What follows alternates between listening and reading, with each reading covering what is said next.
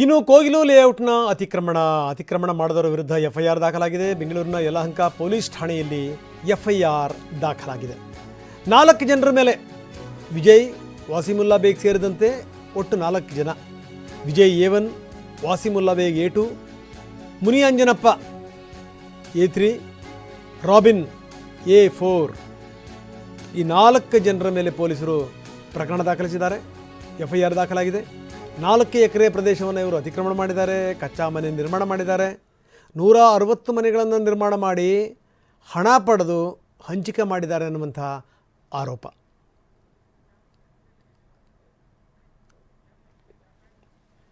ಇದನ್ನು ಇಲ್ಲಿಗೆ ಬಿಡಬಾರ್ದು ಇದನ್ನು. ಯಾಕಂದರೆ ಈ ರೀತಿ ಯಾವುದೋ ಜಾಗವನ್ನು ಯಾರೋ ತಗೊಂಡು ಲೇಔಟ್ ಮಾಡಿ ಅದನ್ನು ಹಂಚಿಬಿಡ್ತಾರೆ ಅಂದರೆ ಏನು ಅರ್ಥ?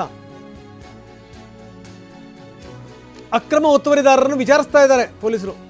ನಿನ್ನೆ 10 ಜನರ ವಿಚಾರಣೆ ಆಗಿತ್ತು. ಅದಕ್ಕೋಸ್ಕರ 2 ಟೀಮ್ಗಳನ್ನು ಮಾಡ್ಕೊಂಡಿದ್ದಾರೆ. ನಿಮಗೆ ಕಾಂಟ್ಯಾಕ್ಟ್ ಸಿಕ್ಕಿದ್ದು ಹೆಂಗೆ, ನಿಮ್ಮನ್ನ ಇಲ್ಲಿ ಯಾರು ಕರ್ಕೊಂಬಂದರು,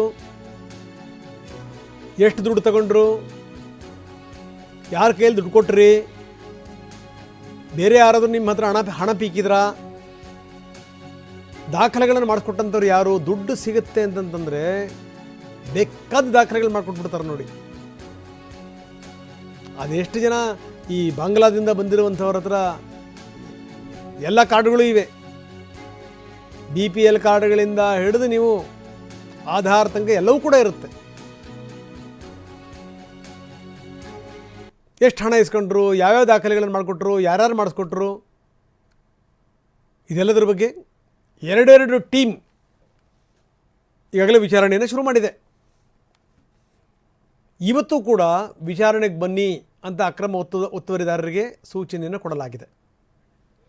ಎಂಥ ಸ್ಥಿತಿ ನೋಡಿ, ಎಂಥ ಸ್ಥಿತಿ.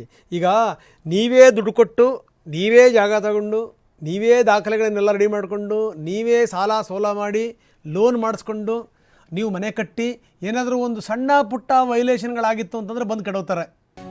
ಅಂಥದ್ರಲ್ಲಿ ಯಾವುದೋ ಲೇಔಟು, ಎಲ್ಲಿಂದಲೋ ಬಂದಂಥವರು, ಏನು ಕತೆ ಇದು? ಆಮೇಲೆ ಅಂಥವ್ರಿಗೆ ಮತ್ತೀಗ ಮನೆಗಳನ್ನು ಬೇರೆ ಕೊಡೋದು. ಎಂಥ ಸಂಗತಿ ಇದು? RJD ನಾಯಕ ಸಲೀಂ ಸುಪ್ರೀಂ ಕೋರ್ಟಿನ ಕದ ತಟ್ತೀವಿ ಅಂತ ಹೇಳಿದ್ದಾರೆ. ಅವ್ರಿಗೂ ಇವ್ರಿಗೂ ಏನು ಸಂಬಂಧ ಇರಬೇಕು ಹೇಳಿ? ಕೇರಳ RJD ನಾಯಕ ಸರ್ಕಾರಿ ಪ್ರಾಯೋಜಕತ್ವದ ಕ್ರಿಮಿನಲ್ ಕೆಲಸ ಇದು ಅಂತಾರೆ. ಸುಮ್ಮನೆ ಇವತ್ತು ನಾಳೆ ಅಂತ ಇವರು ಕಾಲ ದುಡ್ತಾ ಇದ್ದಾರೆ, ಮನೆ ಕೊಡ್ತಾ ಇಲ್ಲ, ಇದು ಮಾನವ ಹಕ್ಕುಗಳ ಉಲ್ಲಂಘನೆ ಅನ್ನುವಂಥದ್ದು ಅವರ ಆರೋಪ. ಇಂಡಿಯಾದಲ್ಲಿ ಮೊಬೈಲ್ ಲಂಚಿಂಗ್ ಮನೆಗಳು ನಾವು ವಿಸಿಟ್ ಇದೆ. ಇದು ಸರಿಯಲ್ಲ. ನಾವು I will send petition to supreme court and Karnataka High Court. This is government sponsored criminalism. I will send petition to Supreme Court and Karnataka High Court. This is Sarkar sponsored criminal activity. Without proper notice, these people's houses are demolished. Government cheating. ಎಲ್ಲ ದಿನಗಳು ಅವರು ಹೇಳಿದೆ ನೀಳೆ ಮನ ಅದೇದು ಮನ they will give ಮನ house tomorrow. ಸರ್ಕಾರ notice ಕೊಡ್ತು ಅವർക്ക് ಬೇರೆ ಮನ ಅವർക്ക് ಇಲ್ಲ, ಟೆಂಪರರಿ ಹೌಸ್ ಅವർക്ക് ಕೂಡ ಪ್ರೊವೈಡ್ ಮಾಡೋದಿಲ್ಲ. First government should give them proper temporary house. ಮುನ್ನಾಡಿಯೇ ಗವರ್ಮೆಂಟ್ ಹೇಳಿ ಎಲ್ಲರಿಗೂ ಪ್ರಾಪರ್ ಹೌಸ್ ಫ್ಲಾಟ್ ತಯಾರೇ. Till today, after 17 days of demolition, no house or no flat is given. ಅವರು ಇಲ್ಲಿ ಇಂಡಿಯಾಕಾರು, ಅವರು ಕರ್ನಾಟಕ, ಅವರು ಇಂಡಿಯಾಕಾರು, ಅವರು ಮುಸಲ್ಮಾನ್ ಅಲ್ಲ, ಹಿಂದೂ ಅಲ್ಲ, ಅವರು ಇಂಡಿಯಾಕಾರು.